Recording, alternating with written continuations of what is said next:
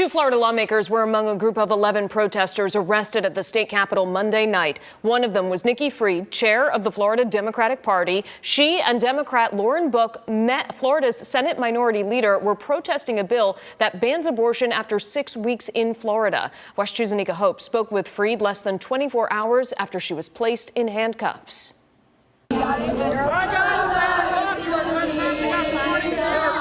Monday was a tense day in Tallahassee. The Florida Senate had approved a bill to ban abortions after 6 weeks of pregnancy. There was no disruption of even noise ordinances. But it ended in jail.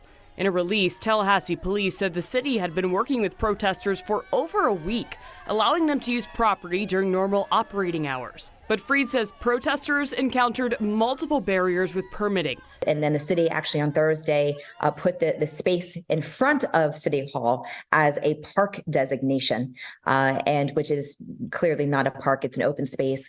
Police said due to the size of the crowd they were expecting and their desire for overnight camping, they were informed last Friday of the city's inability to accommodate them. And the amount of protesters that had come into town was roughly 30 or 40 people. Police also said after multiple warnings throughout the day, protesters acknowledged they understood that anyone refusing to leave the premises at sundown would be subject to arrest. And we were aware. Everybody sat down after we had left the podium where we were all speaking. We all sat down, knew that that was going to be a possibility. But Fried said they stayed because they felt that was truly within their rights.